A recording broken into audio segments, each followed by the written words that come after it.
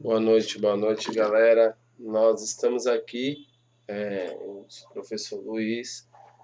Vim aqui hoje para a gente estar fazendo a gravação, né? Reposição de uma das aulas. E como a gente está aí com o tempo um pouco atarefado, né? Corrido, para não deixar vocês sem informação e não alongar a matéria de vocês, nós estamos aqui gravando as aulas, já deixando muitas aulas em stand-by para que não venha se ter prejuízo para vocês, tá? Ontem mesmo, na segunda-feira, eu tive um contratempo.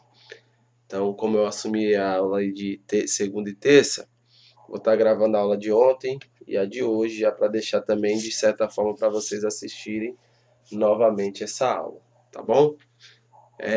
Então, hoje a gente vai fazer uma revisãozinha aí do que a gente já tem visto sobre qualidade de imagem. Vamos falar um pouquinho também de produção de raio-x. Separei um videozinho aqui bem explicativo também para a gente estar trabalhando as informações com vocês, tá? Então vamos lá. Qualidade de imagem é determinada pelo método de diagnóstico que nós vamos fazer essa imagem. Então nós temos aí o raio-x, a ultrassom, tomografia, ressonância, mamografia, densitometria óssea, tá? Então nós temos esses métodos de diagnóstico por imagem. E partindo desse princípio, pelas características dos equipamentos e pelos ajustes selecionados por nós, operadores, técnicos em radiologia, tá? A qualidade da imagem ela depende de pelo menos 5 fatores. Olha que interessante. E isso é o nosso quebra-cabeça diário, no nosso dia a dia dentro da unidade, né? A gente tem essa deficiência aí dia a dia, tá?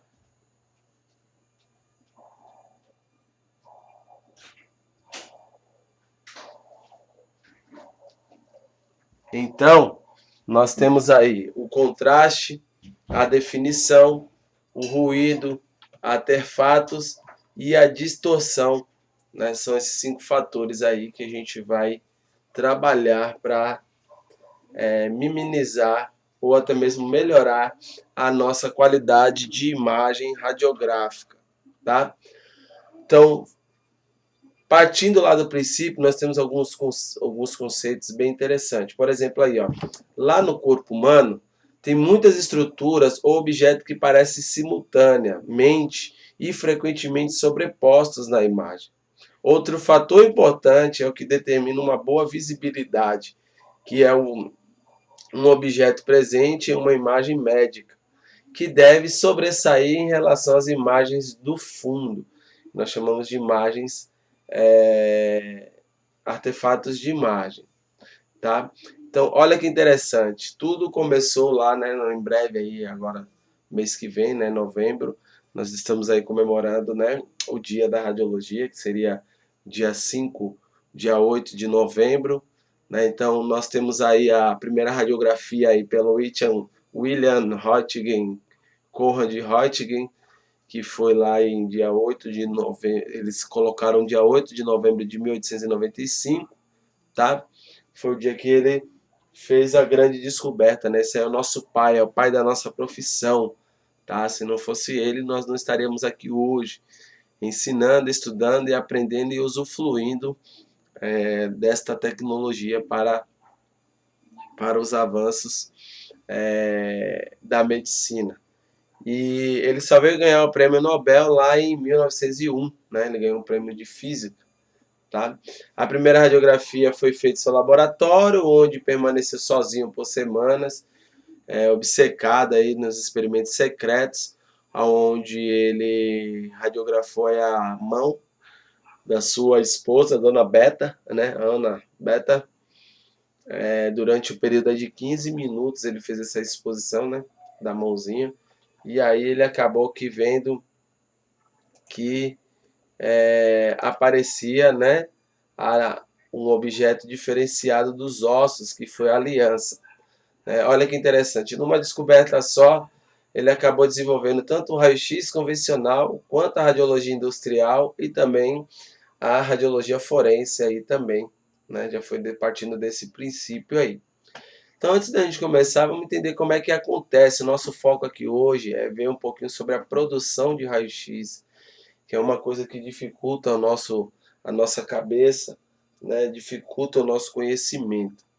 Então, os raios-x são originados de uma frenagem de elétrons gerados dentro do elemento, que a gente tem a simbologia lá na ampola negativa, que nós chamamos de cátodo, que se converte em fótons pelo fenômeno conhecido como Brett-Starlung, ou mais conhecida como raio-x de freamento, tá? O raio-x é produzido no interior das ampolas, são constituídos por ondas eletromagnéticas de frequências intensivas. Olha que interessante, 99% da energia que é gerada lá dentro da ampola, ela vai se tornar calor, né? Energia cinética, energia perdida, vai formar 99% de calor, e apenas 1% dessa radiação será o nosso feixe de raio-x propriamente dito.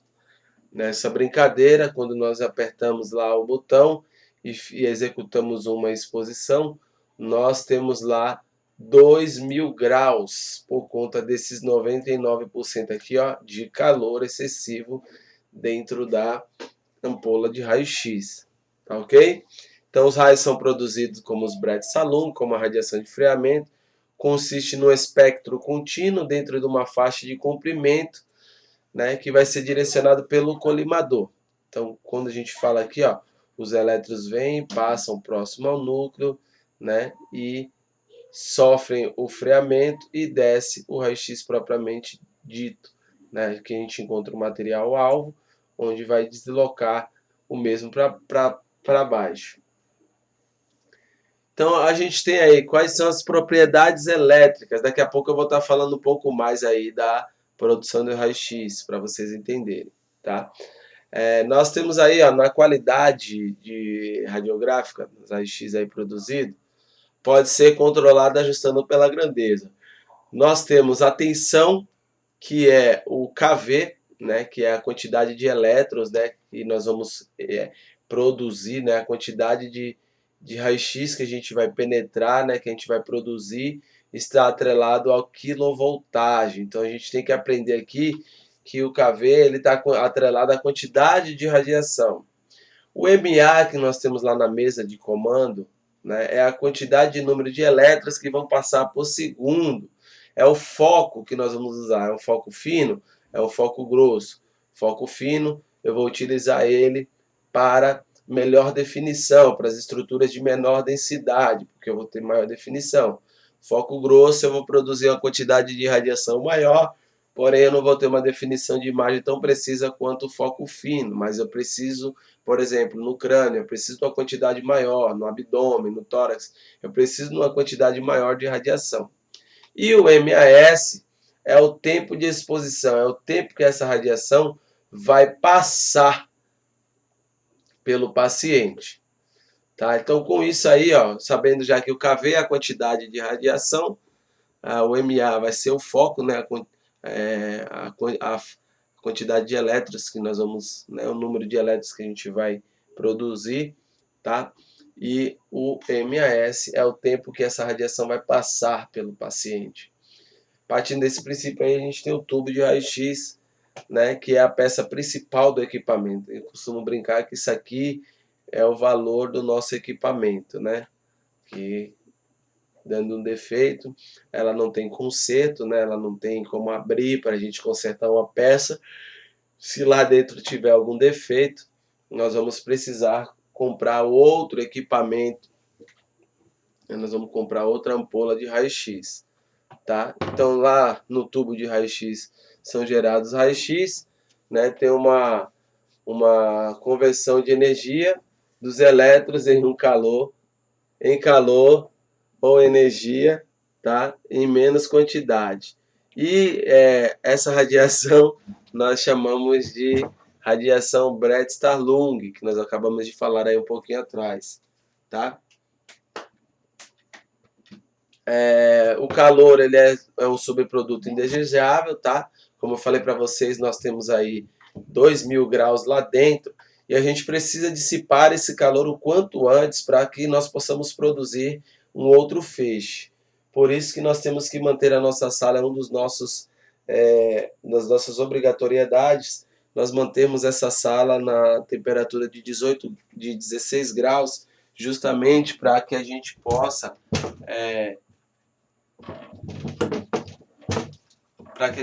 dissipar esse calor mais fácil, tá? Senão vai dar problemas lá na ampola de raio-x, tá? E se nós deixarmos essa sala muito quente, a gente não consegue, junto com o ar-condicionado, ajudar. O ar-condicionado é um dos fatores que vai ajudar a dissipar esse calor. Lá dentro nós temos um óleo também dentro da ampola do raio-x, que a função dele é justamente dissipar esse calor aí, né? Fazer a dissipação desse calor, para que nós não venhamos primeiro danificar o equipamento e produzirmos um feixe de qualidade, de raio-x de qualidade, tá? Então aqui eu tenho uma ampola de raio-x, ó. Esse lado aqui, ó, nós temos chamado de cátodo, perdão, de anodo. E esse lado aqui, ó, nós chamamos de cátodo. Esse aqui na simbologia da ampola, ele é negativo, e esse lado aqui na simbologia ele está para ser positivo, tá? Na ampola de raio-x. Então ela fica dentro, ó, de um material fechado, blindado, tá?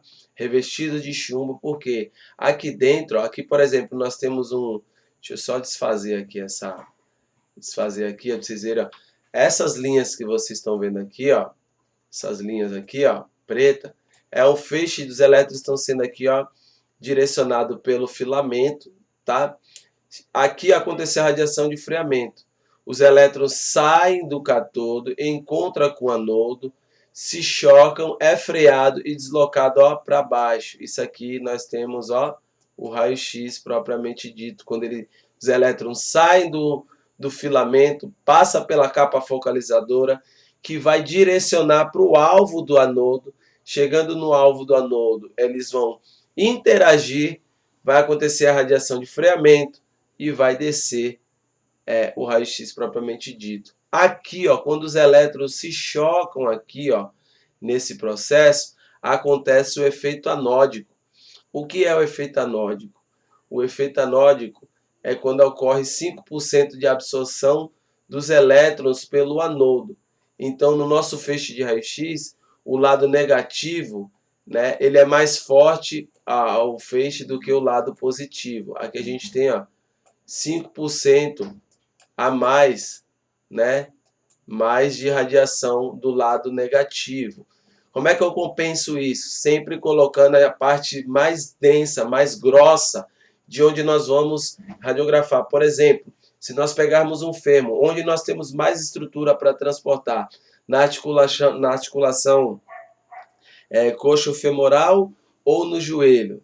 Na articulação coxo-femoral. Então, eu vou sempre colocar essa articulação voltada para o lado do cátodo, para que a gente consiga dar uma densidade radiográfica uniforme. Ela vai estar sempre aqui, ó, envolto, ó, desse cabeçote que nós chamamos, né? E esse cabeçote ele é revestido de chumbo por dois motivos. Primeiro motivo, segurar, atenuar, né? Barrar essa radiação que ficou aqui dentro, esse 99% de energia que ficou aqui dentro. Segundo motivo, é nós não sermos eletrocutados por conta desses elétrons que ficaram aqui dentro, tá? Então, nós vamos estudar aqui os elementos do tubo de raio-x. Olha que interessante. O cátodo é o eletrodo negativo do tubo de raio-x, constituído em duas partes principais. Uma é o filamento e o outro é a capa focalizadora, onde ela vai direcionar os elétrons para se encontrar com o alvo, né? Então, a função básica do cátodo é emitir os elétrons a partir de um circuito eletrônico secundário, né, focalizado em forma de feixe, bem definido e apontado para o anodo. E nessa área do anodo que os elétrons vão se encontrar, nós chamamos de alvo, tá? Em geral, o cátodo consiste de um pequeno fio espiral, que nós chamamos de filamento. Para vocês entenderem o que é filamento, galera, Vocês já viram resistência de chuveiro, né? Quem nunca viu uma resistência de chuveiro, geralmente as meninas nunca viram, né? Porque isso é uma função mais dos homens trocarem, né? Lembra daquelas lâmpadas antigas, aquelas lâmpadas que tinha, sem ser essas lâmpadas de LED, nem fluorescente, aquelas lâmpadas antigas. Hoje está até na moda aquelas lâmpadas meio amarelada, né? Também para decoração. E tem aquelas molinhas lá dentro, né? Aquela molinha é o filamento. E geralmente o filamento ele é feito de tungstênio toriado, tá? De tório, porque esse material ele tem um ponto de fusão de 3.400 graus. Então, como nós temos 2.000 graus lá na exposição, né, esse material aí ou vai ser de tungstênio de cálcio, vai ter tório, vai ter alumínio. São elementos que aguentam um ponto alto de fusão, tá? E isso aí acaba aqui diminuindo a queima do filamento, né? A gente encurta esse período aí de informação dentro do tubo de raio-x, tá? Então a gente acaba aqui dando uma sobrevida aí melhor para o nosso equipamento, tá bom? Essa parte aqui eu não vou falar muito não, porque aí é muito profundo. O duplo foco, olha que legal, nós falamos um pouquinho ali atrás que nós temos um foco fino e um foco grosso. Isso vai ser selecionado separadamente. Quando eu vou lá no meu equipamento e coloco um MA, que vai variar de 50 a 150 MA, eu estou utilizando foco fino, tá?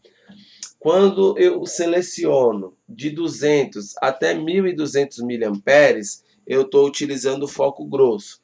Lembrando, foco fino para estruturas de pequenas densidades, nós teremos melhor resolução de imagem. Foco grosso a gente usa para as estruturas mais densas, que mais absorvem radiação, por conta que nós precisamos produzir uma quantidade de radiação maior para poder conseguir transpassar o paciente e assim nos dar uma imagem de qualidade. Acionou um, o outro automaticamente estará desligado. Nós não conseguimos usar os dois focos de uma vez, tá? E o controle do foco fino e grosso é feito por uma chave lá que escolhe qual é o filamento que nós vamos usar, ou é um ou é o outro, para evitar que se coloque grandes correntes no foco fino que poderia danificar o anodo, tá? E ao mesmo comando seleciona a corrente do foco simultaneamente, as duas chaves são acopladas mecanicamente. Isso é através de um botão na nossa mesa de comando. Quando nós selecionamos qual é o tipo de MA que nós vamos utilizar, nós automaticamente selecionamos o foco fino e o foco grosso. Lembre-se, foco fino, estruturas, geralmente exames de técnica livre, tá? Foco grosso, técnica book, tá ok? Partindo disso, ó, a gente já falou aí do filamento, já falou do foco, né? Já falamos da capa focalizadora. Vamos falar um pouco do lado positivo da ampola, né? O polo positivo do tubo, né? Onde a gente tem o anodo fixo e o anodo giratório. Hoje são poucos equipamentos que nós vamos encontrar, mas pouquíssimos mesmo de anodo fixo. A maioria de anodo giratório. Os tubos de anodo fixo são usados, né, utilizados em máquinas de baixa corrente, como no raio-x odontológico que a gente vai lá no dentista tá fazendo lá um procedimento, uma obturação, um canal, ele já tira ali de imediato ali, né? Ou no raio-x portátil aí também, né? Porque a gente tem para levar para o leito, tá? Os anodos giratórios são usados em máquinas de alta corrente, onde a gente tem aí hoje, a maioria dos equipamentos são todos anodo giratório. O anodo giratório a gente tem uma grande eficiência, porque a gente não consegue acertar o mesmo lugar, uma probabilidade muito grande, então a gente dá uma sobrevida para essa ampola de raio-x aí, né, bem maior, e ele chega, para você ter uma noção, é simultâneo. Quando o anodo está girando, o filamento está produzindo os elétrons. e ele tem que alcançar 3.500 RPM para aquecer esse anodo. Ele gira para aquecer, para quando os elétrons saírem do cátodo, encontrar com o anodo, receber esse impacto, ele está mais quentinho, né, para não danificar. Então, conforme o anodo vai girando, os elétrons estão sendo excitados e produzidos no filamento. E uma variação, acho que no máximo de 3 a 5 segundos, o comando vai ser acionado lá para nós apertarmos o botão e aí a gente consegue fazer um raio-x de qualidade, tá? O alvo do anodo é como eu falei para vocês, né? É onde os elétrons vão chocar, né? E qual é a propriedade desse alvo aí, né? Uma boa condutividade térmica. No alvo, ó, há uma grande geração de calor que deve ser retirada do mesmo para evitar uma fusão que venha derreter esse material, né?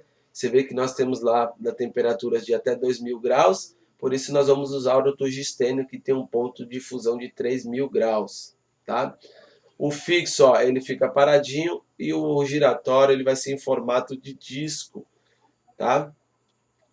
Então ele é bem utilizado para isso aqui. Aqui é um exemplo, ó, de um tubo de raio-x fixo, tá? Aqui, ó, tubo de raio-x fixo e aqui, ó, um exemplo de tubo de anodo giratório. Ele vai ter um motor de indução aqui, ó, onde ele vai ficar girando e alcançando aquelas 3.400 RPM, tá? Para a gente tá usufruindo, tá?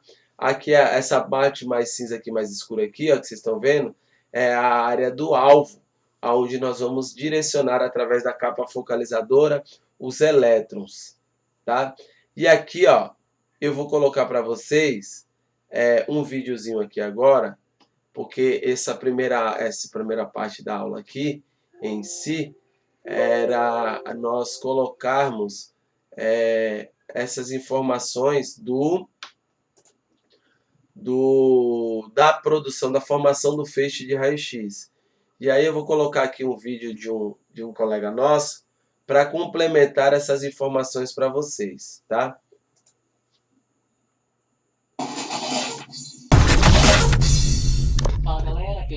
Fala galera, aqui é o seu amigo Cleverson de novo, e hoje nós vamos para a nossa terceira aula de Física Radiológica Básica, focando agora na formação do feixe de raio-x através da interação dos elétrons com o ânodo, que foi onde a gente terminou na última aula. Então trouxe 2 slides da última aula só para a gente revisar rapidamente o que acontece. A gente estava dissecando o tubo de raio-x, pegando bem a parte que interessa mesmo, lembrando que os elétrons altamente energéticos do cátodo são acelerados e são ejetados. Através da diferença de potencial elétrico, eles atingem o ânodo. E no ânodo ocorrem as interações que a gente vai estudar nessa aula, que são responsáveis pela formação do feixe de raio-x. E no final, todos esses fótons de raio-x são direcionados tridimensionalmente, saem para todos os lados. O metal, geralmente o chumbo que envolve o tubo de raio-x, evita que ele atinja o paciente em uma dose excessivamente alta.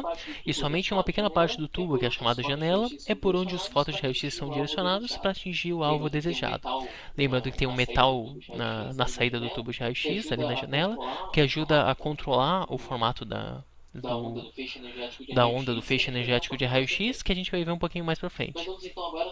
Mas vamos então agora focar nossas atenções no ânodo, que o objetivo da aula é justamente as interações moleculares que formam o feixe de raio-x. Como eu falei para vocês na última aula, quando esses elétrons que vieram do cátodo atingem o ânodo, eles vão interagir com os átomos do elemento químico do metal que o formam, e ocorrem duas possibilidades. Ou esses elétrons vão interagir com os elétrons do elemento químico do ânodo, ou eles vão interagir com o núcleo. Vamos estudar primeiro as interações que ocorrem de elétron para elétron. A primeira e a mais desejada delas é ionização. Ionização é o efeito desejado na formação de raio-x, porque é o único tipo de interação entre os elétrons que vieram do cátodo e os átomos que formam o ânodo que vai produzir radiação com energia o suficiente para obter fótons de raio-x desejados para radiodiagnóstico. Ionização, por definição, é o fenômeno da ejeção de um elétron da eletrosfera do átomo que está sendo estudado. Esse átomo, então, ele é ejetado, o elétron vai ficar com uma camada vacante, com uma vaga, e vão vir elétrons de uma camada mais externa para ocupar o lugar desse elétron que foi ejetado, e quando esses elétrons vêm de uma camada mais externa para ocupar esse lugar, eles liberam energia, e essa energia é eliminada na forma de fótons de raio-x, que é o que o tubo de raio-x deseja formar. Para ficar mais claro para vocês, então, trouxe esse esqueminha aqui. Vai vir esse elétron, que é um elétron que está vindo lá do cátodo, sendo acelerado pela diferença de potencial. Ele vai vir interagir com um elétron de uma camada relativamente interna do átomo que forma o elemento químico do ánodo. Ao interagir, ele vai fazer com que esse elétron seja ejetado. Esse elétron vai ser ejetado, vai ser absorvido pelo meio, vai interagir com outro átomo, vai seguir a vida dele. Esse elétron original que foi ejetado do cátodo também vai continuar o seu trajeto, então por enquanto a gente vai esquecer desses dois. O que aconteceu com o átomo do elemento químico do ánodo então? Ele perdeu um elétron. Perceba que essa camada aqui que tinha um elétron não tem mais. Porém o átomo não pode ficar dessa forma. O que vai acontecer então? Esses elétrons de camadas mais externas vão ser deslocados para essa camada para poder ocupar esse lugar. Entretanto, existe uma diferença de energia. Cada uma dessas camadas aqui em que os elétrons orbitam tem um nível bem específico de energia que varia de elemento químico para elemento químico. Então, para poder pular dessa camada mais externa para a camada mais interna, é preciso que esse elétron perca um pouco de energia.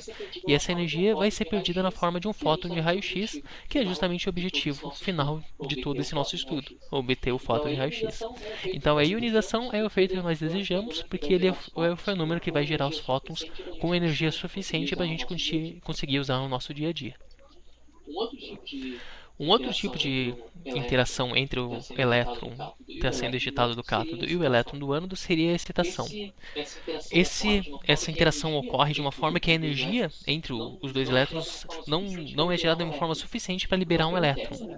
Então o que acontece? Aquele elétron que foi excitado, ele salta para um nível mais energético, mas não é o suficiente para ele fugir do orbital. Então ele acaba voltando para o seu lugar. E quando ele volta para o seu lugar, ele emite radiação, mas não na forma de raio-x, que é o nosso objetivo, mas de uma outra forma, seja radiação ultravioleta, infravermelha ou até mesmo luz visível. O mais comum é a forma de eliminação de energia na forma de calor, infravermelho, que é a forma que a gente vê nos filmes de ação aí, que os óculos usam para identificar um corpo à distância por causa da emissão de calor. Então esse fenômeno é o principal responsável pelo efeito do aquecimento do ânodo.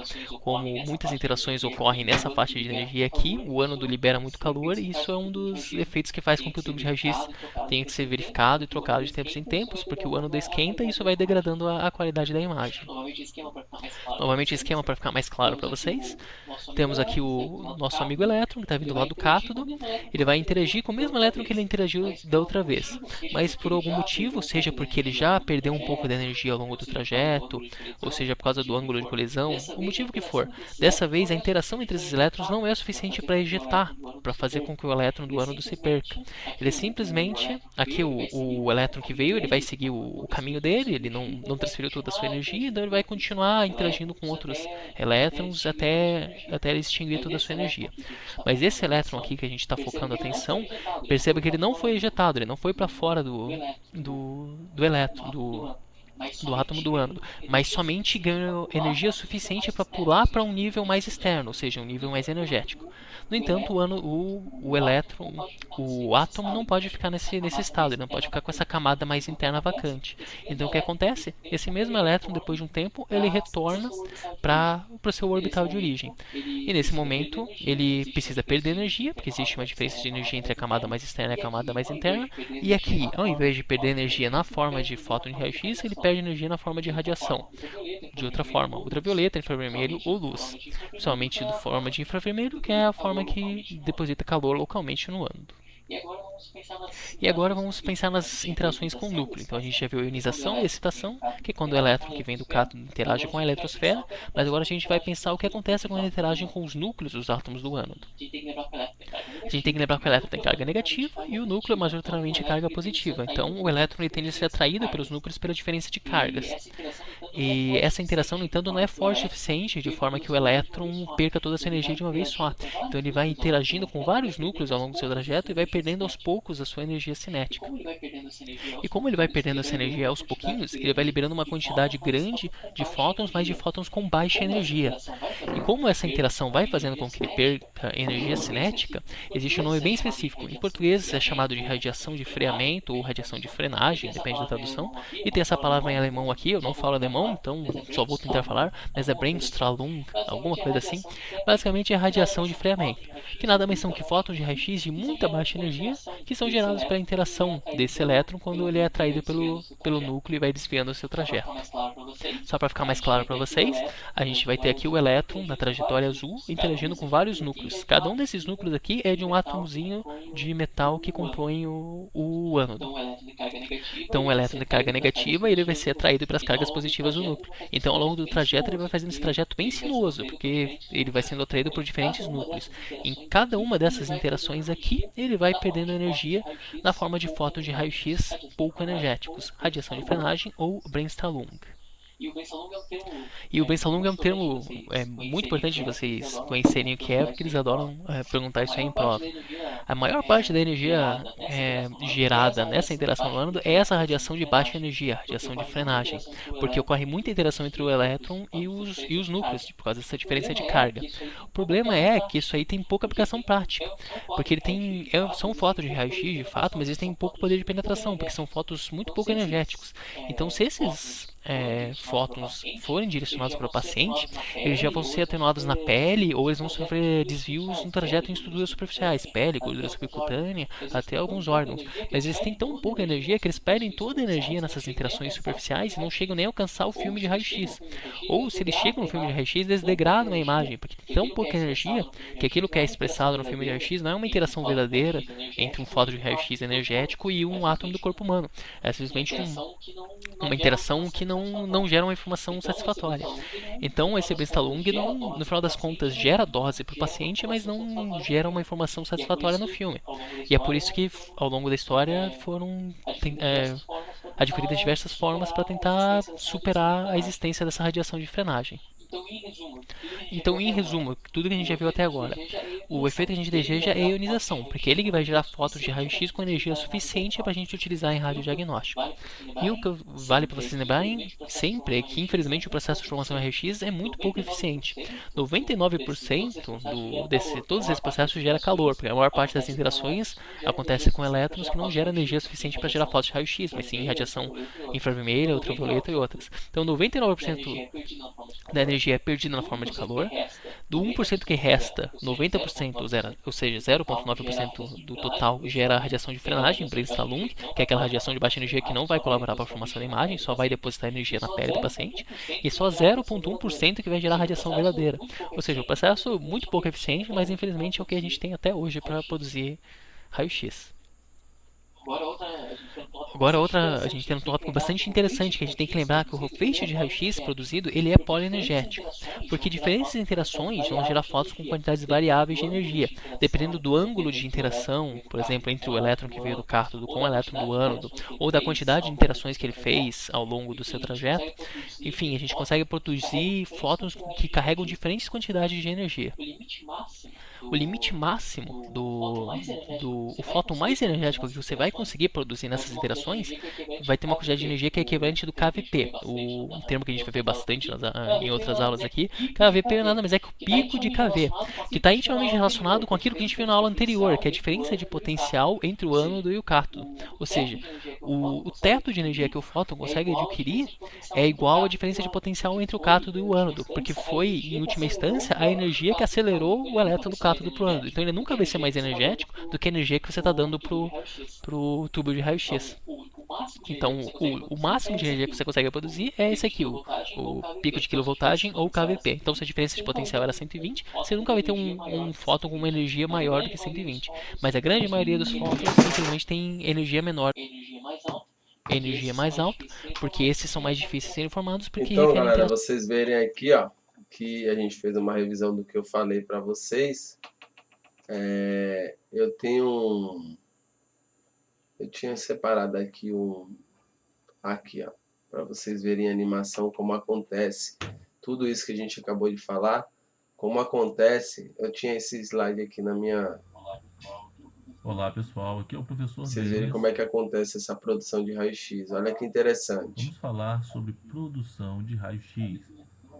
A definição de produção de raio-x, ela nos diz que os raios-x são produzidos quando elétrons Deixa eu ver, acho que tá meio acelerados baixo em aqui, ó. alta velocidade Pra não se ficar tão chocam baixo. com o anodo. Vamos ver detalhadamente como isso ocorre dentro de um tubo de raio-x, como se dá esse processo. Então nós temos aqui um desenho esquemático de um tubo de raio-x. Observamos aqui o filamento, o anodo, e observamos ainda que nós temos dois circuitos dentro do tubo. Então nós temos um circuito aqui do filamento, que é o circuito de Tô corrente conseguindo elétrica, aumentar aqui, circuito responsável por colocar na fazer tela inteira para passar pelo vocês verem. filamento uma corrente de elétrons, formando aqui no filamento uma nuvem de elétrons. O outro circuito que nós temos é o circuito de alta tensão. Esse circuito de alta tensão, ele é responsável por uma produzir diferença de potencial uma elétrico diferença de entre o potencial polo elétrico negativo entre o polo e o polo negativo positivo. e o polo positivo. Então, do painel de Então, no controle painel do de nosso controle do nosso equipamento, nós temos equipamento, nós controle de temos MAS, controle de controle de MAS, KV, controle de botão de KV, preparo botão de e o botão preparo de disparo. e o botão de disparo. Quando nós selecionamos Quando nós o selecionamos MAS, nós o estamos, na MAS, verdade, nós estamos, na verdade, fornecendo fornecendo elétrons ao elétrons filamento. Então, se eu ao aumento o filamento. Então, se MAS, eu aumento eu o aumento MAS, a eu quantidade de aumento a elétrons no quantidade filamento. de Se eu elétrons no diminuo o filamento. MAS, Se eu eu estou diminuo o MAS, diminuindo a eu estou quantidade diminuindo a de elétrons quantidade no de filamento. elétrons no Então, filamento. a Então, quantidade de a elétrons no quantidade de filamento vai elétrons no interferir filamento vai diretamente interferir na diretamente quantidade na de fótons quantidade produzidos. de fótons Mais produzidos. elétrons se chocando Mais com o anodo, elétrons se chocando mais com o fótons anodo, produzidos. mais fótons Menos produzidos. elétrons se Menos chocando com o elétrons anodo, se chocando com o menos anodo, fótons de raio-x menos produzidos. fótons de raio-x Ok? Então, quem produzidos. controla a Ok? Então, quem quantidade de controla a radiação quantidade produzida de vai radiação ser o produzida MAS. vai ser o E o MAS. KV?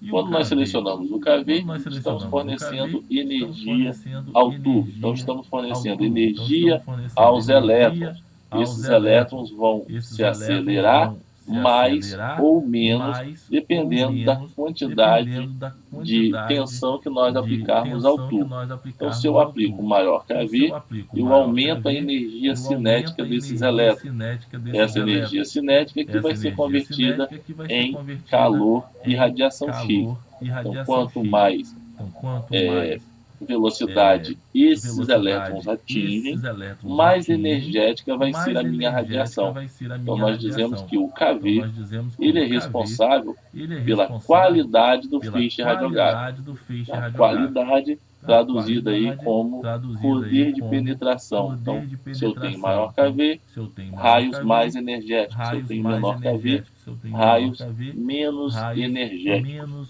energéticos. E os botões de E os preparo botões de e disparo. preparo O que e acontece? disparo. Quando O que nós acontece? Quando apertamos o nós botão de apertamos preparo, o botão de vamos ver o que preparo, acontece. vamos ver o que acontece. Ó, ocorre a Ocorre a alimentação desse circuito alimentação de desse corrente elétrica. circuito de corrente O elétrica. filamento ele se O torna filamento aquecido, ele se torna produzindo uma aquecido, nuvem de elétrons, produzindo uma nuvem de ao elétrons, mesmo tempo que o ao anodo mesmo tempo que o entra anodo em entra funcionamento. Então, o em anodo giratório funcionamento. ele Então, o começa anodo a giratório ele girar. começa Nesse a girar. momento, o tubo Nesse está momento, o preparado tubo está para preparado produzir para radiação X. produzir Quando radiação nós X. apertamos Quando o nós botão de apertamos disparo, o os botão de elétrons disparo, do os filamento elétrons são do atraídos filamento pelo são anodo, atraídos pelo produzindo anodo, então produzindo radiação então X, que pode radiação ser de X, filamento que ou pode ser de radiação filamento ou característica. radiação Ok? Eu característica. espero que vocês tenham Ok? gostado Espero que vocês e tenham até a gostado próxima. e até a próxima. Então, galera, com isso a gente finaliza a nossa aula aqui de hoje, tá? E eu vou postar essa aula agora no YouTube e vou mandar o link para vocês no grupo, tá? Aí amanhã à tarde, amanhã durante o dia, eu vou gravar a aula referente à aula de ontem que eu não pude ministrar, tá ok? Qualquer coisa, tô aí no WhatsApp, tá? Dúvidas.